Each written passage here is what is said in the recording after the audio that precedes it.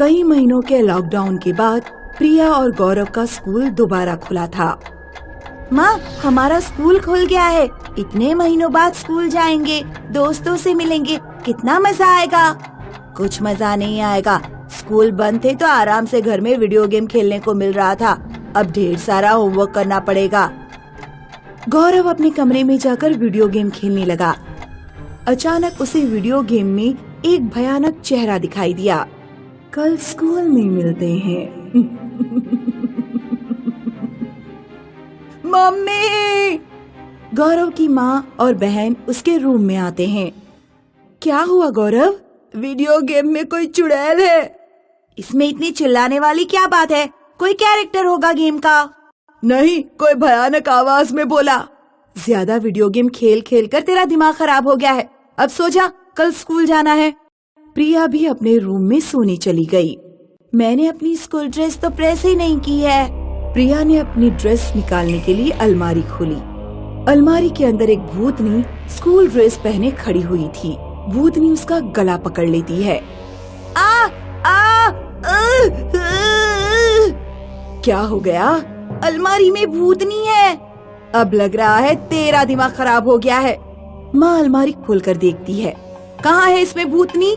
अगले दिन प्रिया और गौरव स्कूल के लिए निकले। दोनों एक पेड़ के पास खड़े होकर अपनी स्कूल बस आने का इंतजार कर रहे थे। कल हमारे साथ जो हुआ वो हमारा वहम नहीं था, लेकिन माँ हमारी बात का विश्वास नहीं करेंगी। शायद कोई हमारी बात का विश्वास नहीं करेगा। तभी अचानक एक चुड़ैल पेड़ के ऊपर से गौरव के गले में फंदा डाल देती है और गौरव को खींचने लगती है। गौरव का दम घुटने लगता है। कोई मेरे भाई को बचाओ! तभी स्कूल बस वहाँ आ जाती है।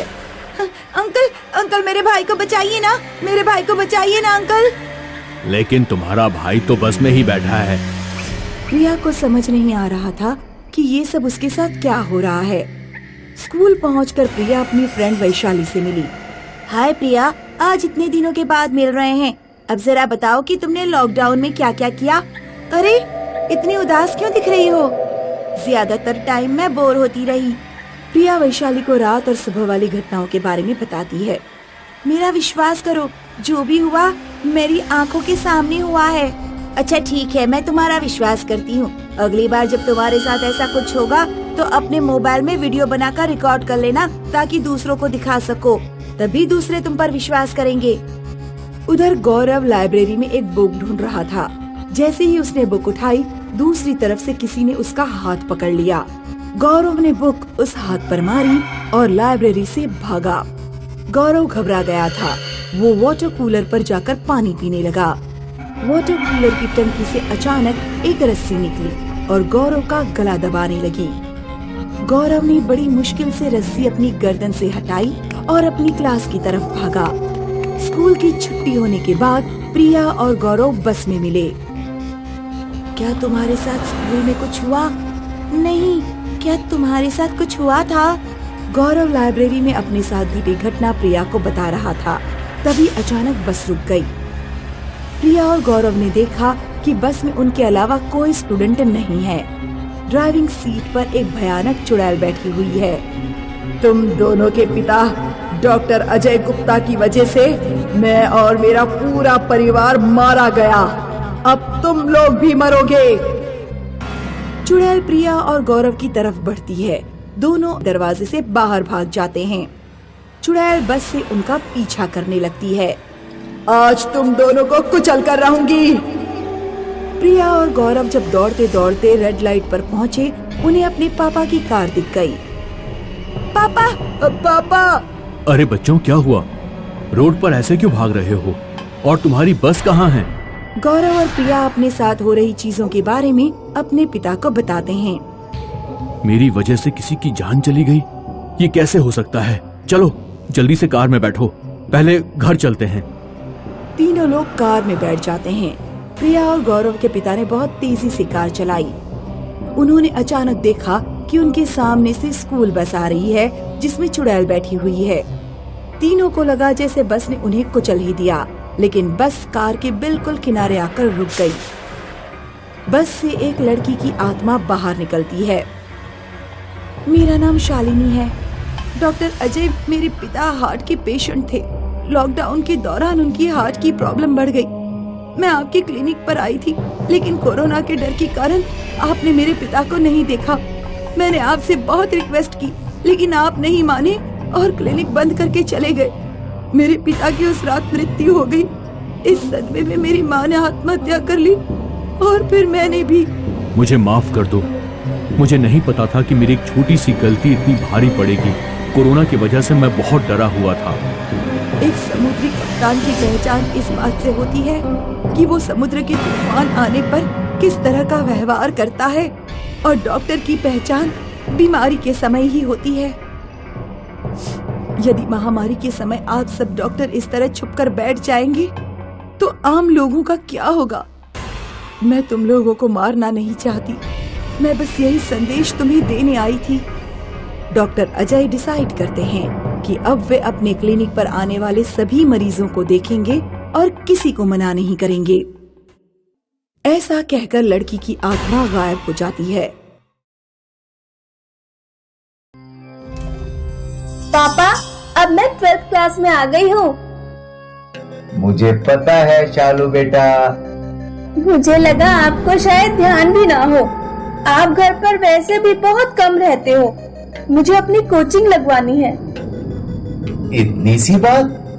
अरे मनोहर शर्मा मेरे दोस्त हैं, शहर के सबसे रईस आदमी हैं। उनके अंडर में नताशा कोचिंग सेंटर चलता है।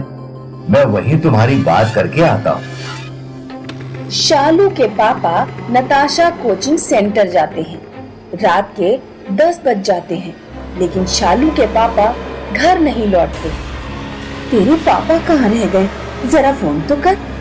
शालू फोन लगाती है, पापा फोन नहीं उठा रहे। शालू और शालू की मम्मी नताशा कोचिंग सेंटर पहुँचते हैं। वो देखते हैं कि क्लासरूम में शालू के पापा की लाश पंखे से लटकी हुई है। शालू चिल्ला पड़ती है, आह! शालू के पापा को किसने मारा? क्या है नताशा कोचिंग सेंटर का राज? आइए सुनते हैं कहानी भूतिया कोचिंग सेंटर। रमेश का परिवार उत्तर प्रदेश के बरेली जिले में रहता था। रमेश एक प्राइवेट स्कूल में टीचर था। पापा, आज ड्यूटी से लौट कर आइएगा तो मोमोज लेते आइएगा। ठीक है बेटा। रमेश ड्यूटी से लौट कर आता है तो उसका चेहरा उतरा हुआ था। क्या हुआ? इतने उदास क्यों हो? स्कूल बंद हो रहा है, मेरी नौकरी चली गई। पापा, आप एक कोचिंग सेंटर खोल लो। आपको मैथ्स बनानी आती है और कोचिंग सेंटर में अच्छी कमाई भी है। मेरे कोचिंग वाले सर को देख लो, महीने में लाखों की इनकम है। रमेश एक प्लॉट खरीदकर वहां अपना कोचिंग सेंटर बनवाता है और उसका नाम रखता है नताशा कोचिंग सेंटर। रमेश बहुत मेहनत और लगन से अपने स्टूडेंट्स को पढ़ाता है, इसीलिए कुछ ही दिनों में उसका कोचिंग सेंटर अच्छा चलने लगा। शहर के सबसे बड़े बिजनेसमैन मनोहर शर्मा की नताशा कोचिंग सेंटर पर नजर पड़ गई। अगर ये कोचिंग सेंटर अपना हो जाए तो बहुत प्रॉफिट होगा। एक दिन मनोहर रमेश के घर पहुंचता है। नताशा कोचिंग सेंटर तुम्हारा ही है? हाँ जी, बताइए। मैं मनोहर शर्मा हूँ, मेरा नाम तो सुना ही होगा। मैं चाहता हूँ तुम अपना कोचिंग सेंटर मुझे बेच दो। मैं इसमें फिजिक्स और केमिस्ट्री के टीचर्स भी रख दूंगा। मैथ्स तुम ही पढ़ाओगे। बस कोचिंग सेंटर मेरे अंडर में चलेगा। नहीं, मैं अपना कोचिंग नहीं बेचूंगा। पूरे शहर में कोई मुझे ना नहीं कह सकता। जिस चीज पर मेरा दिल आ जाए मैं उसे खरीद कर ही रहता हूं। मैंने आपसे कह दिया ना, नहीं बेचना है। ठीक है। मनोहर रात में कुछ गुंडे रमेश के घर भेज देता है और रमेश के पूरे परिवार को मरवा देता है। मनोहर नताशा कोचिंग सेंटर में अपने टीचर रखवा देता है और कोचिंग सेंटर उसके अंडर में चलती रहती है। 2 साल बाद, चलो बच्चों अब छुट्टी, अब हम दिवाली की छुट्टियों के बाद मिलेंगे। सारे स्टूडेंट्स चले जाते हैं और टीचर बोर्ड साफ करने लगता है। टीचर को 3 लोग बेंच पर बैठे दिखाई देते हैं। ये तीनों रमेश, रमेश की पत्नी और रमेश की बेटी के भूत थे। उनके चेहरे डरावने थे। अरे तुम लोग कौन हो? जाओ यहाँ से। तीनों आत्माएं टीचर का गला घोंटकर उसे मार देती हैं। अगले दिन मनोहर शर्मा कोचिंग पहुंचता है। सीसीटीवी चेक करो। मनोहर देखता है कि रमेश के पूरे परिवार का भूत टीचर को मार रहा है। अरे नहीं, ये तो वही तीनों लोग हैं। लगता है इनकी आत्मा भटक रही है।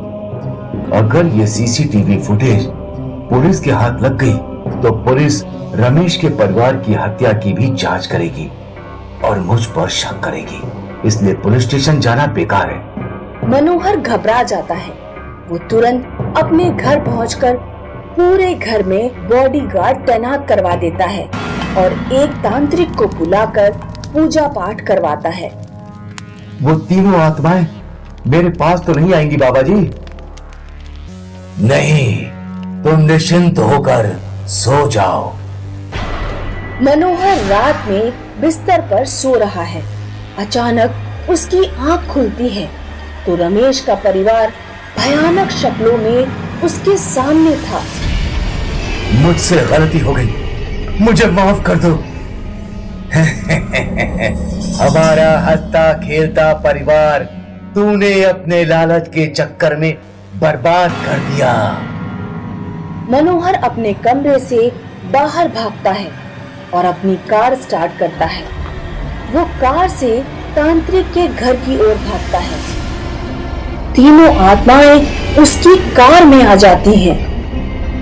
अब तू हमसे बचकर कहीं नहीं भाग पाएगा।